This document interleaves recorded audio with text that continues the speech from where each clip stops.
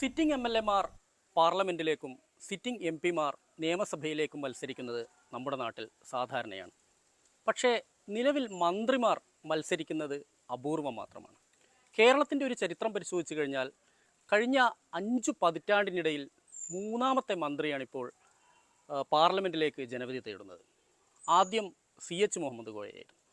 1973 C Achutha Menon മന്ത്രിസഭയിലെ വിദ്യാഭ്യാസ മന്ത്രിയായിരുന്നു CH.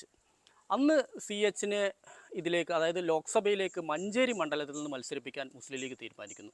ലീഗിനകത്ത് വലിയ വിവാദങ്ങളുണ്ടായിരുന്നു. കാരണം CHനെ പോലെ പ്രഗത്ഭനായ ഒരു മന്ത്രിയെ ഇങ്ങനെ ലോക്സഭയിലേക്ക് മാറ്റുന്നത് അത് ശരിയല്ല എന്നൊരു വിഭാഗം ലീഗിനകത്ത് നിന്ന് ഉന്നയിക്കുകയും ചെയ്തു. ലീഗിനകത്തുള്ള ഒരു വിഭാഗീയതേൻ്റെ ഭാഗം കൂടിയായിരുന്നു, ഇര കൂടിയായിരുന്നു യഥാർത്ഥത്തിൽ CH മുഹമ്മദ് കോയ. അദ്ദേഹം വളരെ സന്തോഷത്തോടു കൂടി ലോക്സഭയിലേക്ക് മത്സരിക്കാൻ തീരുമാനിച്ചെങ്കിൽ പോലും അത് പാർട്ടിക്കകത്ത് വലിയ പ്രശ്നങ്ങളുണ്ടായി. അന്നത്തെ മുസ്ലിം ലീഗ് അധ്യക്ഷനായ പൂക്കോയ തങ്ങൾക്കെതിരെ പോലും ആരോപണങ്ങൾ ഉയർന്നു. പൂക്കോയ തങ്ങളെ ആരോ തെറ്റിദ്ധരിപ്പിച്ചാണ് CH മുഹമ്മദ് കോയയെ ഇങ്ങനെ ലോക്സഭയിലേക്ക് മത്സരിപ്പിക്കുകയും ഒപ്പം തന്നെ സംസ്ഥാന രാഷ്ട്രീയത്തിൽ നിന്ന് അദ്ദേഹത്തെ മാറ്റി നിർത്താനുള്ള ഒരു നീക്കത്തിൻ്റെ ഭാഗമാണെന്നുള്ളൊരു ആരോപണമൊക്കെ മറുവിഭാഗത്തിൻ്റെ ഭാഗത്തുനിന്നുണ്ടായിരുന്നു. പക്ഷേ സംഭവിച്ചത് എന്താണെന്ന് വെച്ച് കഴിഞ്ഞാൽ LDFിലെ നവാസ് ഖാനെതിരെ 95,000 വോട്ടിൻ്റെ ഭൂരിപക്ഷത്തിലായിരുന്നു യഥാർത്ഥത്തിൽ അന്ന് CH മുഹമ്മദ് കോയ വിജയിച്ചത്. അതിനുശേഷം അദ്ദേഹം സംസ്ഥാന രാഷ്ട്രീയത്തിലേക്ക് തിരിച്ചു വരികയും പിന്നീട് മന്ത്രിയാവുകയും എല്ലാം ചെയ്തെങ്കിൽ പോലും ആ വിവാദം ലീഗിനകത്ത് കുറേ കാലം തുടരുകയും ചെയ്തു.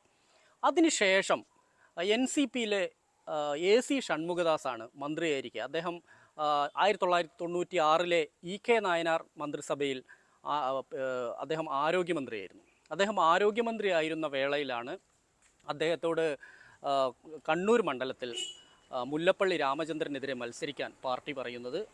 പാർട്ടി പറയുന്നതനുസരിച്ച് അദ്ദേഹം ജനവിധി തേടുന്നു. പക്ഷേ നിർഭാഗ്യവശാൽ AC ഷൺമുഖദാസ് പരാജയപ്പെടുകയാണ് ഉണ്ടായത്. അതിനുശേഷമാണിപ്പോൾ K രാധാകൃഷ്ണൻ എന്ന നമ്മുടെ ദേവസ്വം മന്ത്രിയായ രാധാകൃഷ്ണൻ എത്തുന്നത്. പട്ടികജാതി പട്ടികവർഗ വികസന വകുപ്പ് മന്ത്രി കൂടിയാണ് അദ്ദേഹം ആലത്തൂരിലാണ് ജനവിധി തേടുന്നത്. ഒരു മൂന്നാമത്തെ മന്ത്രി എന്ന് തന്നെ നമുക്ക് പറയേണ്ടിയിരിക്കും. അദ്ദേഹത്തിൻ്റെ വിജയം ഉണ്ടാകുമ്പോൾ വിജയപരാജയങ്ങളെക്കുറിച്ചെല്ലാം നമുക്കിനി അറിയാൻ ദിവസങ്ങൾ ബാക്കിയുണ്ട്. എങ്കിൽ പോലും CPMന് വലിയ സ്വാധീനമുള്ള പ്രത്യേകിച്ച് LDFന് വലിയ സ്വാധീനമുള്ള ഒരു മേഖലയാണ് ആലത്തൂർ, ഒരു മണ്ഡലമാണ് ആലത്തൂർ. ഇവിടെയാണ് K രാധാകൃഷ്ണനെ പോലെ ഒരാളെ ഇറക്കി കഴിഞ്ഞ തവണ ഈ മണ്ഡലം കൈവിട്ടു പോയതാണ്. ആ കൈവിട്ട മണ്ഡലം പിടിക്കാൻ വേണ്ടി വന്നാൽ ഒരു മന്ത്രിയെ തന്നെ ഇറക്കേണ്ടി വരും എന്നുള്ളൊരു തീരുമാനത്തിലേക്ക്, അല്ലെങ്കിൽ അങ്ങനെ ഒരു തീരുമാനം CPMൻ്റെ ഭാഗത്തു നിന്നുണ്ടാവുകയും അങ്ങനെയാണ് K രാധാകൃഷ്ണൻ ആലത്തൂർ മണ്ഡലത്തിൽ ജനവിധി തേടാൻ തയ്യാറായിട്ടുള്ളത്. എന്തായാലും നമുക്ക് കാത്തിരുന്ന് കാണാം. നമ്മൾ ഈ 5 പതിറ്റാണ്ടിനിടയിൽ കാരണം 1973 2024 ഇടയിൽ മന്ത്രിസ്ഥാനത്തിൽ ഇരിക്കുന്ന 3 പേർ മാത്രമാണ് ലോക്സഭയിലേക്ക് ജനവിധി തേടുന്നത്. എന്തായാലും ആദ്യത്തെ ഒരാൾ വിജയിക്കുകയും രണ്ടാമത്തെ ആൾ പരാജയപ്പെടുകയും ചെയ്തു. ഇനി രാധാകൃഷ്ണൻ്റെ ഊഴമാണ്.